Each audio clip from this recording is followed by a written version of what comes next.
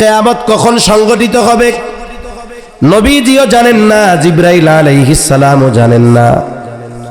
তবে নবীজি সাল্লাল্লাহু আলাইহি ওয়াসাল্লাম আমাদেরকে কিয়ামতের কিছু আলামতের কথা জানায় দিয়েছেন। আমি আপনাদের খেদমতে একটা হাদিস পাঠ করেছি।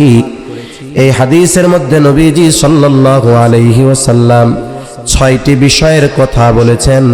সাথে সাথে নবীজি বলেন, এই ৬টা বিষয় যতক্ষণ সংগঠিত না হবে ততক্ষণ পর্যন্ত কিয়ামত সংগঠিত হবে না। ১ নম্বর, নবীজি সাল্লাল্লাহু আলাইহি ওয়াসাল্লাম বলেন, লা তাকুমুস সাআতু হাত্তা ইউকবাদাল ইলম।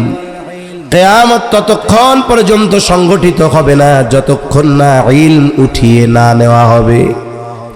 তার মানে কিয়ামতের আগে ইলম উঠায় নেওয়া হবে। এখন ইলম ওঠানোর পদ্ধতিটা কি হবে? আমরা ছোটবেলায় গ্রামে, প্রত্যন্ত অঞ্চল আমাদের ছিল, তখন মাদ্রাসা ছিল না, উলামা একরাম কম ছিল। ওই গওহরডাঙ্গা মাদ্রাসা ছিল অনেক দূর আমাদের এলাকা থেকে। মানুষেরা তখন বলতো, আলোচনা করতো মুরব্বীরা, কিয়ামতের আগে আল্লাহ তাআলা কোরআন হাদিস উঠায় নিয়ে যাবে, তার মানে ইলম উঠায় নিয়ে যাবে। এই কথাটাকে তাদের ভাষায় বলতো কোরআন হাদিস উঠায় নিয়ে যাবে। সারা পৃথিবীতে এত কোরআন হাদিস ছাপানো, লেখা, এগুলো আল্লাহ কেমনে উঠাবে?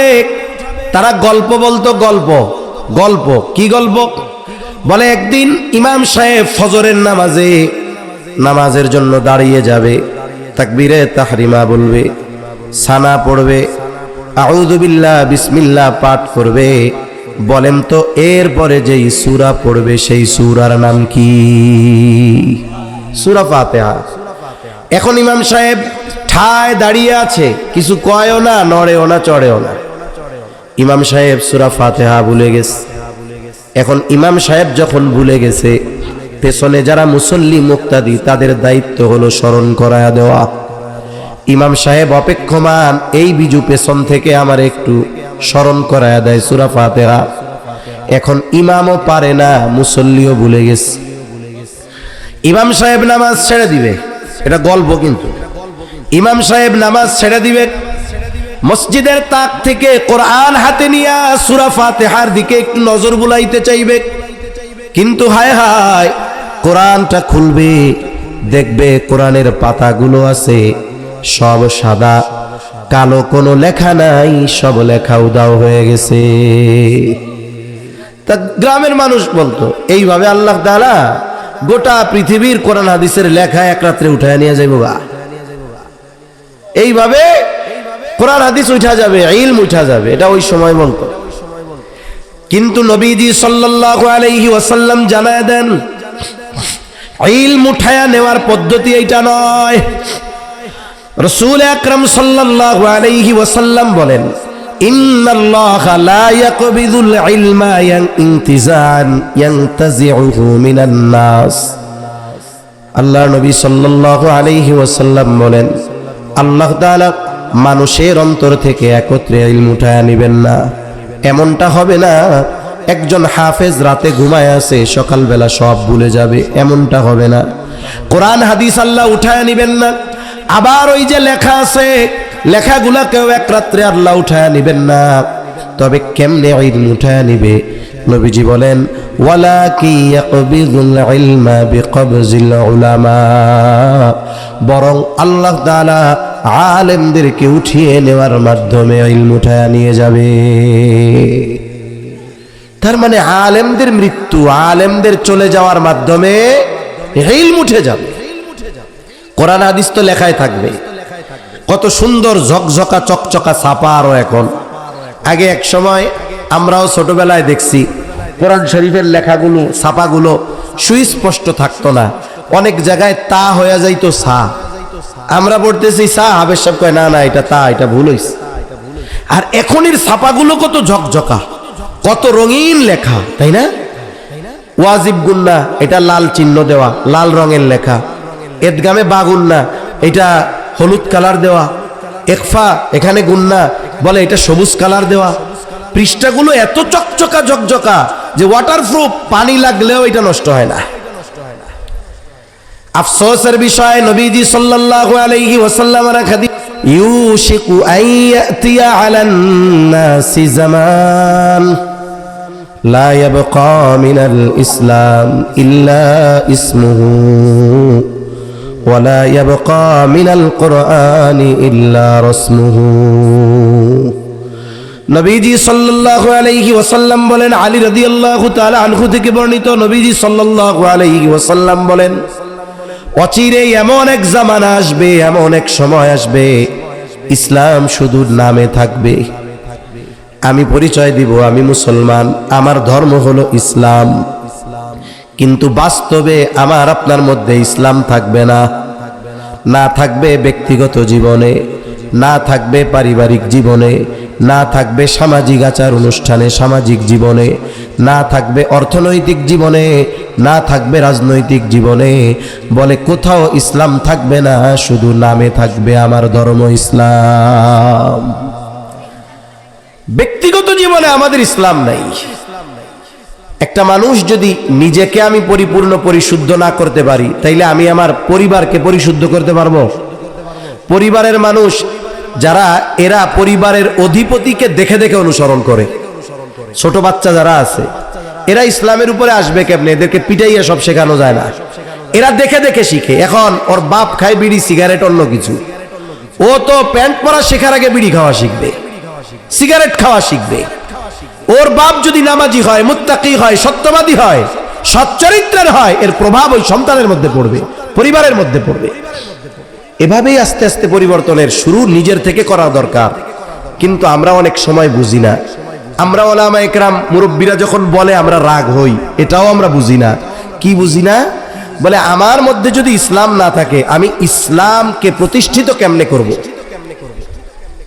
সেজন্য আমাকে আপনাকে পরিপূর্ণ ইসলামের মধ্যে অন্তর্ভুক্ত হওয়ার দরকার আছে না নাই? আমাদের সামাজিক আচার অনুষ্ঠানে ইসলাম আছে না নাই? বলে না, আছে। একটা উদাহরণ দেই। ইসলাম তো সামাজিক রীতির অনুষ্ঠানের সব সমাধান দিছে। যেমন আমাদের সামাজিক অনুষ্ঠানগুলোর মধ্যে অন্যতম একটি অনুষ্ঠান হলো বিবাহ, নিকাহ। হাদিসের এমন কোন কিতাব নাই যেই কিতাবে নিকাহ সম্পর্কিত, বিবাহ সম্পৃক্ত একটা লম্বা অধ্যায় নাই, আলোচনা নাই। ওইখানে কিসের আলোচনা আছে? বলে একবারে মেয়ে দেখা থেকে নিয়ে শুরু করে একেবারে যদি কেউ শরীয়ত সম্মত পন্থায় যদি বনাবনি না হয়, কিভাবে স্বামী স্ত্রীর বিচ্ছেদ হবে, এ টু জেড সব আছে না নাই?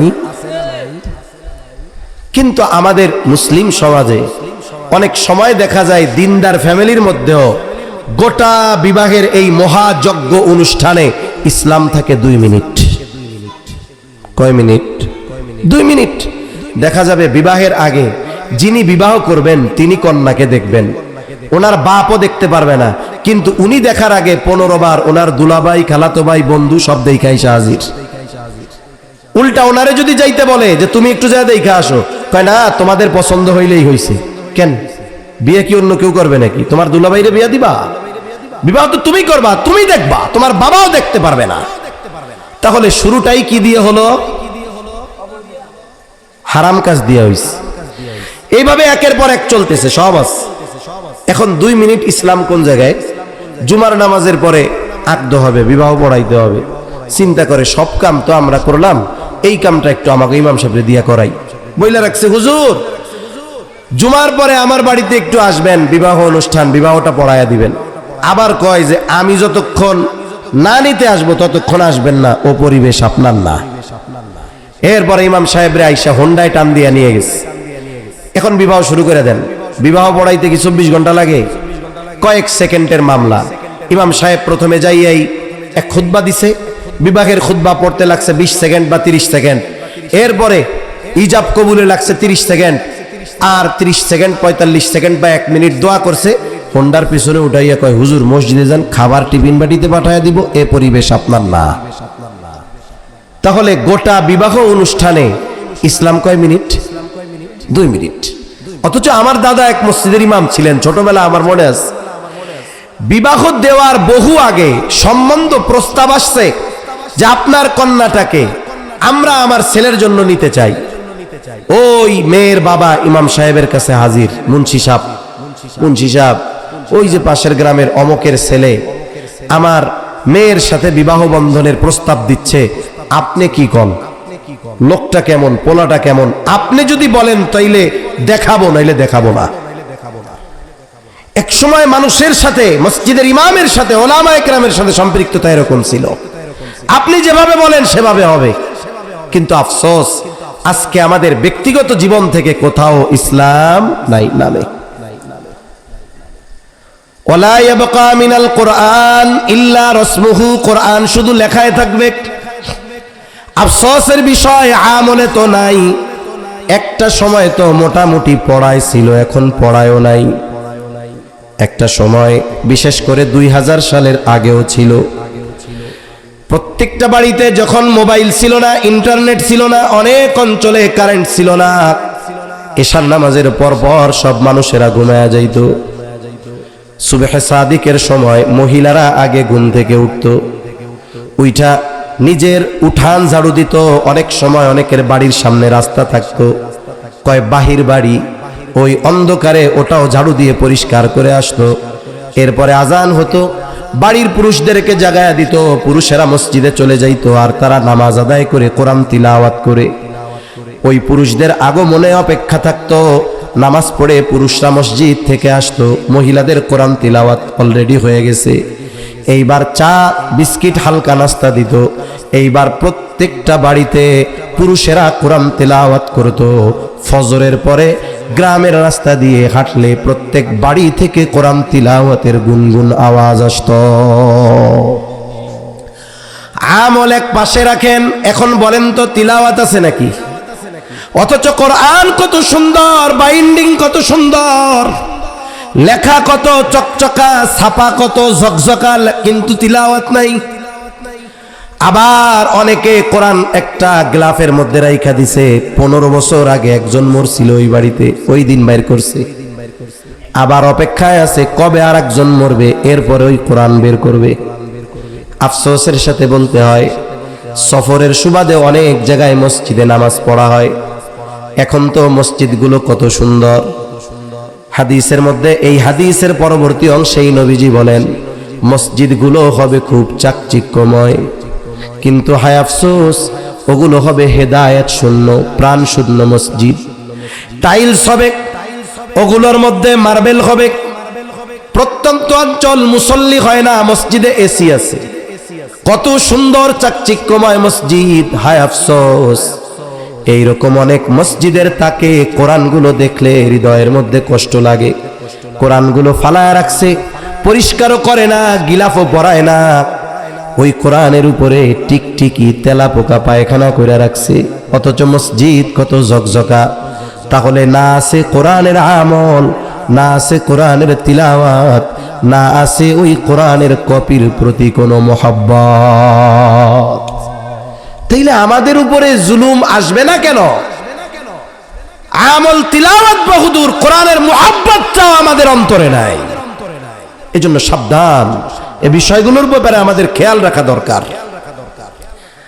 অনেক দূরে চলে যাইতেছি, মূল কথা বলতে হবে। তাহলে নবীজি সাল্লাল্লাহু আলাইহি ওয়াসাল্লাম বলেন, ওয়ালাকিন ইয়াকবিদুল ইলমা বিকবদিল উলামা, আল্লাহ তাআলা আলেমদেরকে উঠিয়ে নেওয়ার মাধ্যমে ইলম উঠায় নিয়ে যাবে। আমাদের সমকালীন সময়, কাছাকাছি সময়, অনেক মুহাক্কিক বুজুর্গ উলামা হযরত দুনিয়া থেকে চলে গেছে। শাইখুল হাদিস আল্লামা আজিজুল হক রাহমাতুল্লাহি আলাইহি চলে গেছে। শাইখুল ইসলাম আল্লামা শাহ আহমদ শফি রাহমাতুল্লাহি আলাইহি দুনিয়া থেকে চলে গেছে। কায়েদে মিল্লাত জুনাইদ বাবু নগরী রহমাতুল্লাহি আলাইহি দুনিয়া থেকে চলে গেছে। মুফতি আব্দুস সালাম চাটগামি রহমাতুল্লাহি আলাইহি চলে গেছে। ফটিয়ার মুফতি সাহেব হাফেজ আহমদুল হক সাহেব দুনিয়া থেকে চলে গেছে। একের পর এক আলেম চলে গেছে। বলেন তো, যারা গেছে তাদের সমপর্যায়ের, তাদের মতো ইলমওয়ালা, তাদের মতো তাকওয়াওয়ালা মুহাক্কিক আলেম এনাদের পরে যারা আছে ওনাদের মতো অবস্থান অর্জন করতে পেরেছে নাকি?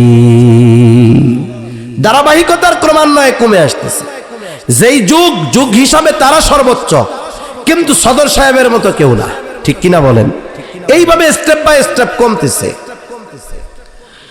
এখন যেই সমস্ত মুরব্বীরা আছে, যেমন কুমিল্লার বড় মুরব্বী মুফতি নুরুল হক সাহেব দামাত বারকাতুহুমুল আলিয়া, বলেন তো হযরত চলে যাওয়ার পরে ওনার সমপর্যায়ের কেউ আসবে নাকি? এরপরে আস্তে আস্তে আমাদের শায়েখ হাসান জামিল হাফিজাহুল্লাহ, ওনারা মুরব্বীদের সর্বোচ্চ পর্যায়ে চলে যাবেন। ওনারা চলে যাবেন, ওনাদের পদ, ওনাদের চেয়ার ভর্তি হয়ে যাবে, কিন্তু ওনাদের মতো ইলমওয়ালা মুহাক্কিক ব্যক্তি তখন থাকবে না। আস্তে আস্তে কি হবে? হায় হায়, জাহেলরা এই সমাজের নেতৃত্ব দিবে, মানুষরাও তাদের নেতা বানাবে, তাদের কাছে গিয়ে ফতোয়া জিজ্ঞাসা করবে, তারা ওই জাহেল ফতোয়া দিবে, ফতোয়া অনুসরণকারীরাও গোমরাহ হবে, ফতোয়া যে দিছে সেও গোমরাহ হবে। এই জন্য আমাদের কি দরকার? প্রথমত আলেম যারা বেঁচে আছেন এনাদের জন্য আল্লাহর কাছে নেক হায়াত কামনা করে দোয়া করা দরকার। দ্বিতীয়ত এই আলেমগুলো কোন জায়গার থেকে আসে? বলে মাদ্রাসা থেকে। অনেক সময় আমি অনেক জায়গায় বলি, আজকে বাংলাদেশের বড় বড় মাদ্রাসা, যেমন চট্টগ্রাম ওইদিক অঞ্চলে হাটহাজারী মাদ্রাসা, পটিয়া মাদ্রাসা, জিরি মাদ্রাসা, নানুপুর মাদ্রাসা, নাজিরহাট মাদ্রাসা, বাবুনগর মাদ্রাসা, আমাদের ঢাকাতে যাত্রাবাড়ি মাদ্রাসা, ফরিদাবাদ মাদ্রাসা, তাই না? এরকম আরজাবাদ মাদ্রাসা, বড় বড় যত মাদ্রাসা আছে, মনে রাখবেন ওই মাদ্রাসাগুলোর খোরাক তৈরি হয় এইরকম গ্রামের মধ্যে থাকা মালাখালা মাদ্রাসাগুলোর মতো মাদ্রাসা থেকে। যদি প্রত্যন্ত অঞ্চলের ছোট ছোট নুরানি মাদ্রাসাগুলো, হিফজখানাগুলো, মক্তবগুলো বন্ধ হয়ে যায়, তাহলে ফরিদাবাদে হাজার হাজার দাওরার ছাত্র থাকবে না। এগুলো এখান থেকে যায়। এজন্য অনেকে মনে করে গ্রামের ছোট ছোট মাদ্রাসা কি লেখাপড়া হয়, ও চিন্তা করার কোনো সুযোগ নাই। এইগুলা থেকেই ওই হাটহাজারী, ফরিদাবাদ, যাত্রাবাড়ি, পটিয়া, এই সব জায়গায় যারা যায় এখান থেকেই যায়। এজন্য আমাদের প্রত্যেকেই প্রত্যেকের অঞ্চলে যে প্রতিষ্ঠানগুলো আছে এগুলোর ব্যাপারে সর্বোচ্চ কল্যাণকামী হওয়া। উলামায়ে কেরাম, আপনার আমার এলাকায় যারা আছে, দেশের যারা আছে, সবার সাথে সুসম্পর্ক রাখা, সবার জন্য দোয়া করা। কেন? বলে আমি আপনি নদু সদু থাকলে আল্লাহ কিয়ামতকে আমাদের থেকে দূরে সরাবেন না। এই সমস্ত উলামায়ে কেরাম দুনিয়ায় থাকলে আল্লাহ তাআলা এদের সম্মানে কিয়ামতকে আমাদের থেকে দূরে রাখবে। এনরা থাকবে না, কিয়ামত ত্বরান্বিত হবে। এটা নবীজির কথা। তাহলে এক নাম্বার নবীজি বলেন, ততক্ষণ পর্যন্ত কিয়ামত সংগঠিত হবে না যতক্ষণ না ইলম উঠিয়ে না নেওয়া হবে। ইলম কিভাবে উঠিয়ে নেওয়া হবে? নবীজি বলেন আলেমদেরকে উঠিয়ে নেওয়ার মাধ্যমে। দুই নাম্বার নবীজি সাল্লাল্লাহু আলাইহি ওয়াসাল্লাম বলেন ওয়া তাকসুরাজ জালাজিল, কিয়ামতের আগে জালজালা বেড়ে যাবে, ভূমিকম্প বেড়ে যাবে। ভূমিকম্প হলো জমিনের এক বিপদ, জমিনে সংগঠিত এক বিপর্যয়। ভূমিকম্প কেন হয়? ভূতাত্ত্বিকরা বলে এই পৃথিবীর উপরিভাগে আমরা বসবাস করি, এটা খণ্ডে খণ্ডে বিভক্ত। এক একটা খণ্ডকে বলা হয় এক একটা প্লেট। বিজ্ঞানের ভাষায় বলে টেকটনিক প্লেট। বলে এইগুলো নড়াচড়া করে, যখন নড়াচড়া করে ভূমিকম্প হয়। আর এইগুলো সব সময় নড়াচড়া করে কিন্তু মৃদু মাত্রায়, যার কারণে পৃথিবীতে সব সময় মৃদু ভূমিকম্প হয়, কিন্তু মানুষ এইটা টের পায় না। কিন্তু কিছু কিছু সময় এই টেকটনিক প্লেটের নড়াচড়া একটু বাড়ে। কয় ঘন্টা? বলে 5 সেকেন্ডের জন্য বাড়ে। বলে না ভূমিকম্পের মেয়াদকাল ছিল 7 সেকেন্ড, 10 সেকেন্ড, 15 সেকেন্ড, কয় না এরকম? এই 10-15 সেকেন্ড একটু নড়াচড়া বাড়ছে, যার কারণে কি হয়? বলে তুরস্কের মতো উন্নত দেশের উঁচু উঁচু স্থাপনাগুলো মুহূর্তের ভিতরে তছনছ হয়ে যায়, হাজার হাজার মানুষ বিপর্যয়ের সম্মুখীন হয়। আফগানিস্তানে কিছুদিন আগে ভূমিকম্প, হাজার হাজার মানুষ মারা গেছে। কিছুদিন আগে মায়ানমার আর থাইল্যান্ড সীমান্তে ভূমিকম্প, মানুষ মারা গেছে। অত্যাধুনিক বড় বড় স্থাপনাগুলো বাতাসে কেমন যেন নড়তেছে। সম্প্রতি সময়ে বেশি মাত্রার ভূমিকম্প বারবার হচ্ছে। কেন? ভূতাত্ত্বিকরা বলে জলবায়ুর পরিবর্তন, ভূতাত্ত্বিকরা বলে টেকটনিক প্লেটের নড়াচড়া। কিন্তু ইমানদার এই মুসিবত বিপর্যয়গুলোকে শুধু জাগতিক নজর দিয়ে দেখে না, বরং এই বিষয়গুলোকে সে কোরআন এবং হাদিসের নজর দিয়ে দেখে। তাহলে এই ধরনের বিপর্যয় কেন বাড়ে? আল্লাহ তাআলা বলেন যাহারাল ফাসাদু ফিল বাররি ওয়াল বাহরি বিমা কাসাবাত আইদিন নাস। জলস্থলে যত রকমের বিপর্যয়, জলে পানিতে কি হয়? পানিতে হয় সিডর, আয়লা, লাইলা, সুনামি, জলোচ্ছ্বাস। স্থলে কি হয়? বলে ভূমিকম্প, ভূমিধস, পাহাড় ধস, অতি খরা, অনাবৃষ্টি, অতিবৃষ্টি। এগুলো কেন হয়? বলে এগুলো হলো মানুষের হাতের কামাই। আমরা যে আমল করি ওই আমলের কারণে আল্লাহ এগুলা দেন। আল্লাহ তাআলা বলেন এগুলো হলো মানুষের হাতের কামাই। লিউযিকাহুম বা'দাল্লাযী আমিলু, আমাদের আমলের কারণে আমাদেরকে এই শাস্তিগুলো আস্বাদন করানো হয়। তবে আল্লাহ তাআলা এর দ্বারা আমাদেরকে সমূলে ধ্বংস করে দিতে চান না, কারণ রাহমাতুল লিল আলামিনের দোয়া, আয় আল্লাহ আমার উম্মতকে পাপের কারণে অতীতের উম্মতের মতো সমূলে ধ্বংস করবেন না, নাইলে এই উম্মতের মধ্যে যত পাপ, যদি অতীতের উম্মতের মতো অবস্থা হইত, নবীজির দোয়া যদি না থাকতো, আমাদেরকে আল্লাহ সমূলে শেষ করে দিত। তবে আল্লাহ দেন না, কিন্তু যা দেন কেন দেন? বলে লাআল্লাহুম ইয়ারজিউন। এই কিছু বিপর্যয় আল্লাহ দেন এই কারণে যাতে আমরা পাপের পথ থেকে প্রত্যাবর্তন করে নেকের পথে ফিরে আসি, আল্লাহর পথে ফিরে আসি। রেড সিগন্যাল দেয় আল্লাহ। তাহলে মূল কথা হলো এই যে ভূমিকম্প, ভূমিধস, অতিবৃষ্টি, অনাবৃষ্টি, এগুলো হওয়ার কারণ হলো আমরা নিজে। কোন কোন কারণে এইগুলা হয়? অনেক কারণে হয়, হাদিসের মধ্যে আসছে। জমিনে যখন পাপাচার বাড়ে, জমিনে যখন জুলুম বাড়ে, ওজনে কম দেওয়া বাড়ে, যাকাতকে যখন জরিমানা মনে করে, যখন মদ্যপান বেড়ে যায়, নাচ গান, অশ্লীলতা, বেবিচার যখন বেড়ে যায়, ভূমিকম্প, ভূমিধস বেড়ে যায়, তার মানে কিয়ামতের আগে এগুলো আরো বাড়বে। বাড়বে কেন? পাপের কারণে। হ্যাঁ বাড়বে বুঝলাম, তবে সাবধান, এই বাড়া যেই সমস্ত পাপের কারণে, এইগুলো যেন আমাদের দ্বারা না হয়। অন্যরা করতেছে, স্রোতের সাথে তাল মিলায়া আমিও করব, কেন আমরা করব না? ইনশাআল্লাহ পাপ বাড়বে, ঠিক আছে, কিন্তু যাদের মাধ্যমে বাড়বে আমরা তাদের অন্তর্ভুক্ত হব না। তাহলে 2 নাম্বার, নবীজি বলেন ওয়াতাকসুরাজ জালাজিলু, জালজালা বাড়বে। এরপরে নবীজি বলেন ওয়ায়াতাকারাবাজ জামান, সময় নিকটবর্তী হয়ে যাবে। মুহাদ্দিসিনে কেরাম বলেন এর দ্বারা উদ্দেশ্য হলো সময় থেকে বরকত উঠে যাবে। কিয়ামতের আগে অবস্থা এমন হবে, এক জুমা থেকে আরেক জুমা তাড়াতাড়ি চলে আসবে, এক জুমা থেকে আরেক জুমা তাড়াতাড়ি চলে আসবে। শেষ জামানায় 1 যুগ 12 বছর, এটাকে মনে হবে 1 বছরের মতো, বছরকে মনে হবে মাসের মতো, মাসকে মনে হবে সপ্তাহের মতো, সপ্তাহকে মনে হবে দিনের মতো, দিনকে মনে হবে ঘন্টার মতো, ঘন্টাকে মনে হবে মিনিটের মতো, মিনিটকে মনে হবে আগুনের স্ফুলিঙ্গ মানে সেকেন্ডের মতো। এত দ্রুততার সাথে সময় চলে যাবে। জাস্টিস মুফতি তকি উসমানী দামাত বরকাতুহুমুল আলিয়া হযরত সফরে আসবে জানুয়ারিতে, জানুয়ারির মাঝামাঝি সময়ের দিকে বাংলাদেশে আসবে। সময়ের মূল্যায়ন নিয়ে হযরত এক বয়ানে বলতেছে, সময় হলো এমন এক জিনিস, মানুষ এই সময়কে ব্যবহারের মাধ্যমে সময়কে মানুষ প্রলম্বিত করে ফেলতে পারে, আবার এই সময়ের অপব্যবহারের মাধ্যমে সময়কে মানুষ সংকুচিত করে ফেলতে পারে।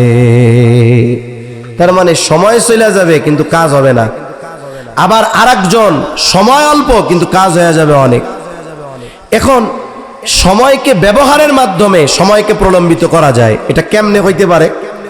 ভালো কাজে সময়ের মধ্যে বরকত আসে, সময় প্রলম্বিত হয়। হুজুর এটা কেমনে হয়? এটা হওয়ার তো সিস্টেম আমাদের দেশে অনেক আছে। একটা দুইটা উদাহরণ দেই। মনে করেন আমাদের দেশে ইমাম সাহেবদের সম্মান আমরা যথাযথ না করতে পারলেও কিন্তু ইমাম সাহেবের উপরে মুসল্লিরা মোটামুটি পিএইচডি করে ফেলতে পারে। কোন কোন বিষয়ে?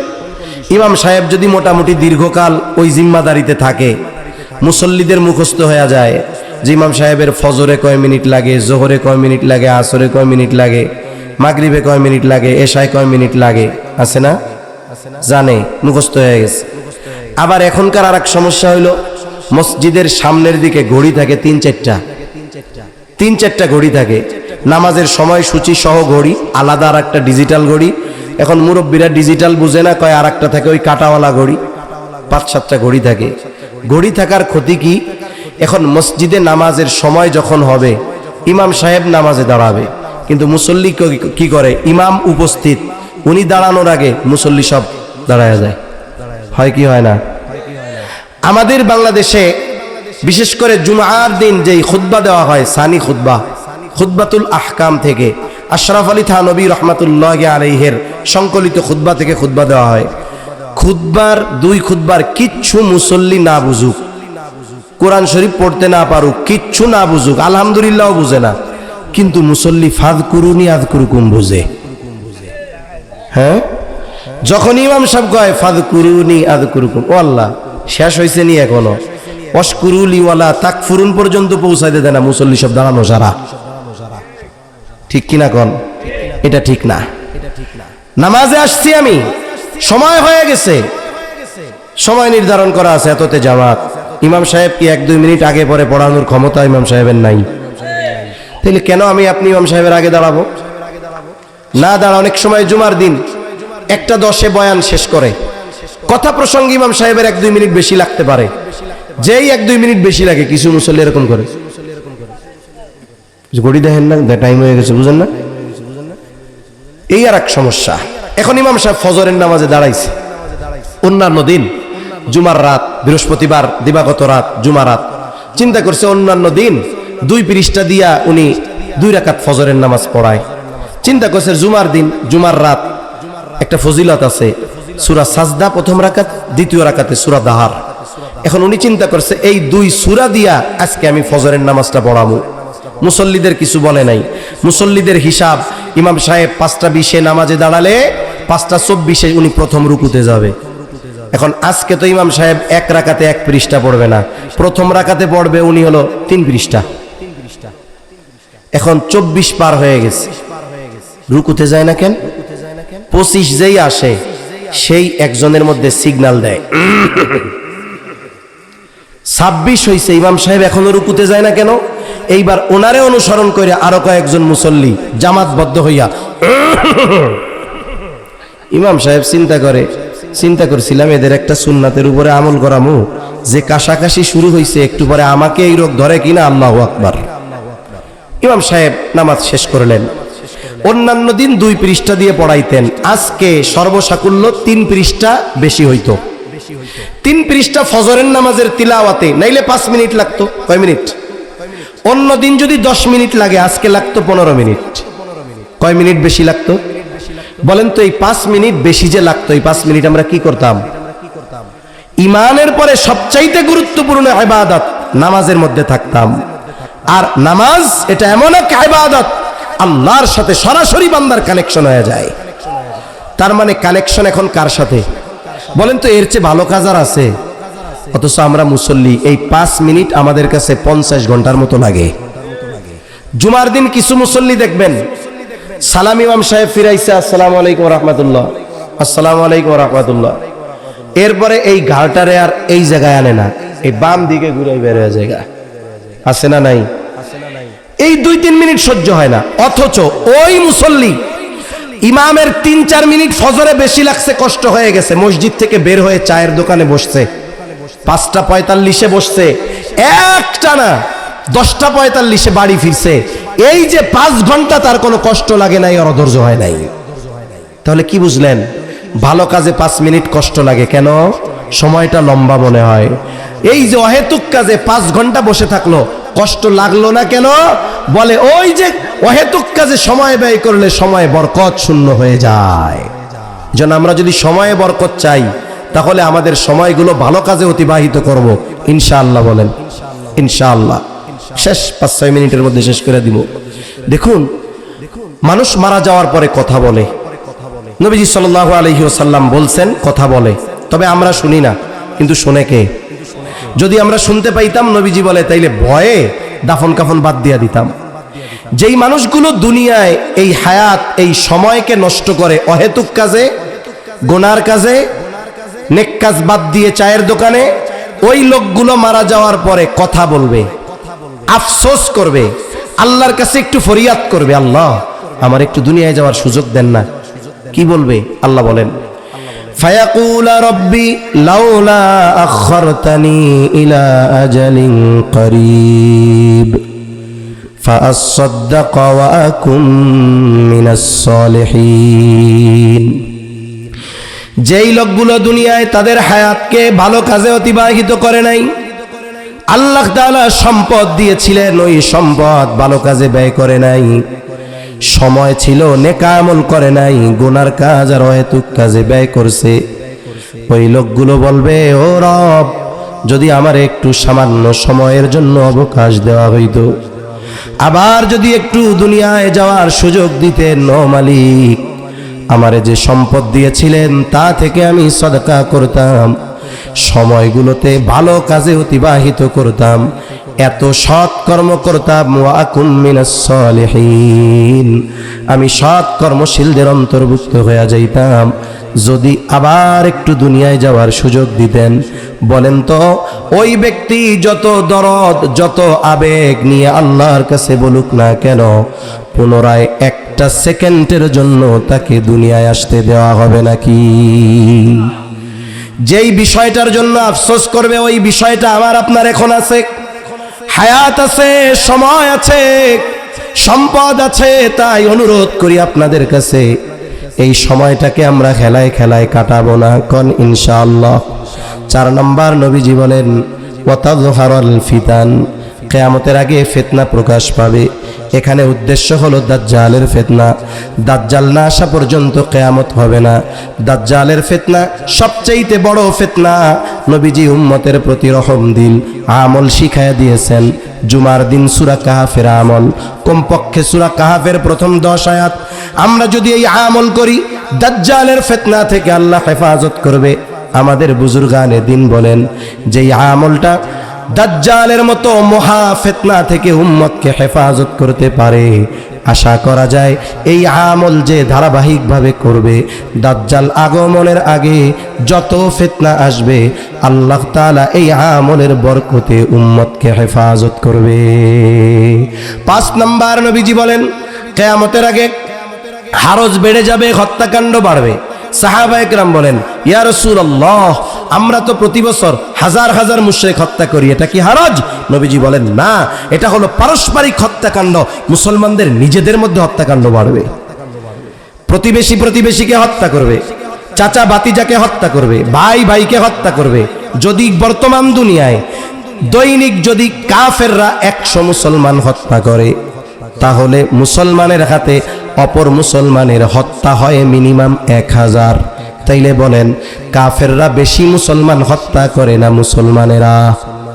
তার মানে আমরা নিজেরা নিজেদের হত্যা করি, ব্যক্তিগত কারণে, রাজনৈতিক কারণে, সামাজিক কারণে, অর্থনৈতিক কারণে। এজন্য হত্যাকাণ্ড বহুদূর। আমরা আমাদের জবান দিয়ে একজন মুসলমান ভাইকে জাগতিক কারণে কথার দ্বারাও কষ্ট দিব না। আর যদি দ্বীনের ব্যাপারে হয়, আমার বাবাকেও ছাড় দিব না, ঠিক কিনা বলেন? কিন্তু জাগতিক কারণে আমি একজন মুসলমান ভাইকে জবান দিয়ে একটা কটু কথা বলবো না। 6 নম্বর, নবীজি বলেন, কিয়ামতের আগে মানুষের সম্পদ এত পরিমাণ হবে, উপচায় পড়বে। মুহাদ্দিসিনে কেরাম বলেন, এটা হবে ঈসা আলাইহিস সালামের সময়, যখন দাজ্জালকে হত্যা করবে। গোটা পৃথিবীর সব জায়গায় আনাচে কানাচে ইসলাম পৌঁছিয়ে যাবে। সে মুসলমান নামে হবে না, তার অন্তরে নেফাকি থাকবে না, প্রত্যেকে পাক্কা মুমিন হবে। আর আল্লাহর ওয়াদা, ওয়ালাউ আন্না আহলাল কুরা আমানু ওয়াত্তাকাউ লাফাতাহনা আলাইহিম বারাকাতিম মিনাস সামাই ওয়াল আরদ। যদি ওই জনপদের অধিবাসীরা ঈমান আনে, মুত্তাকি হয়ে যায়, আমি আসমান জমিনের বরকতের দরজা সমূহ খুলে দিব। সুবহানাল্লাহ। এত পরিমাণ বরকত হবে, মানুষের এত সম্পদ হবে যে মানুষ দান সাদকা করার মতো লোক খুঁজে পাবে না। নবীজি বলেন এই 6টা বিষয় সংগঠিত না হওয়া পর্যন্ত কিয়ামত সংগঠিত হবে না। মূল কথা হলো কিয়ামত হবে সুনিশ্চিত, আল্লাহর ওয়াদা। প্রত্যেকটা নবী রাসূল এই ব্যাপারে সত্যায়ন একমাত্র যিনি জানেন তিনি কে। আর কিয়ামতের আগে মন্দ যে বিষয়গুলো বাড়বে এগুলো যেন আমার আপনার মাধ্যমে না বাড়ে।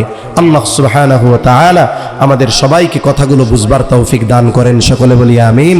ওয়া আখিরু দাওয়ানা আনিল হামদুলিল্লাহি রাব্বিল আলামিন।